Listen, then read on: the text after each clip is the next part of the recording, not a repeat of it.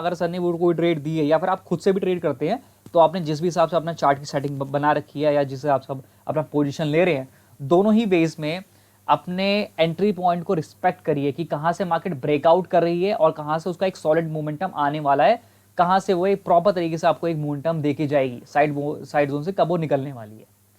सो इस तरीके से आपने राइट एंट्री करिए, पहला स्टेप आपको क्लियर हो गया। दूसरा स्टेप ये है right exit with safe profit के साथ में। अगर मार्केट आपका 15 या 20 के आसपास में है, 300 से लेकर 310 के बीच में आपने बाय किया, मान लीजिए 300 पे आपने बाय कर लिया, मार्केट 315 के आसपास में चल रही है, तो ये इनिशियल अपना अच्छा खासा आपका प्रॉफिट निकल के आ रहा है। तो अब क्या करिए, एसएल को ट्रेल कर लीजिए। ये भी एक ऐसी चीज है कि अगर मार्केट रिवर्स बैक करती है तो आप उससे बच जाएंगे और साथ साथ में आपके बिग पॉइंट्स भी कैप्चर हो जाएंगे। तो दोनों चीज़ों को आप एक्सपेरिमेंट करिए अपनी हर एक ट्रेड के साथ में।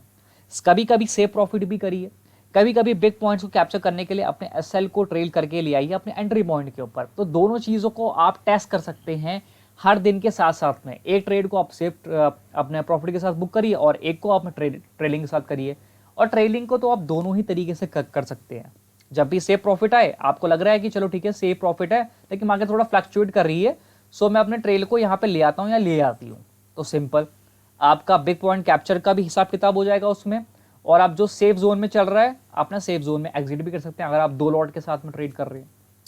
तीसरा पॉइंट ये था हमारा एसएल ट्रेलिंग का, बिग पॉइंट को कैप्चर करने के लिए।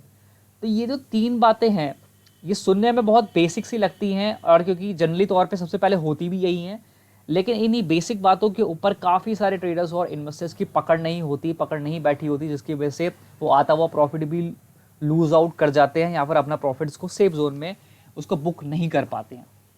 सो आई थिंक आपको कुछ इससे मदद मिली होगी ये पूरे स्ट्रक्चर को समझने के बाद। और आने वाले टाइम में हम साइकोलॉजी के बारे में और ज़्यादा बातचीत करेंगे कि मार्केट की साइकोलॉजी कैसे काम करते हैं, इंडिकेटर कैसे काम करते हैं, चार्ट के पैटर्न्स कैसे काम करते हैं, कहाँ पे अपनी सेफ एंट्री होती है, कहाँ पे रिस्क वाली एंट्रीज होती है, प्रीमियम डीके क्या होता है, डेल्टा गामा थीटा कैसे काम करते हैं, करेंसी ट्रेडिंग कैसे काम करती है, कमोडिटीज़ के अंदर कैसे आप ट्रेड ले सकते हैं, अपने ट्रेड्स को आप हैच कैसे कर सकते हैं, इन सारी चीज़ों के ऊपर बात होगी। तो आई होप आपके बहुत सारे अगर कोई डाउट एंड क्वेश्चंस हो तो फिर उसके मुझे पूछिएगा।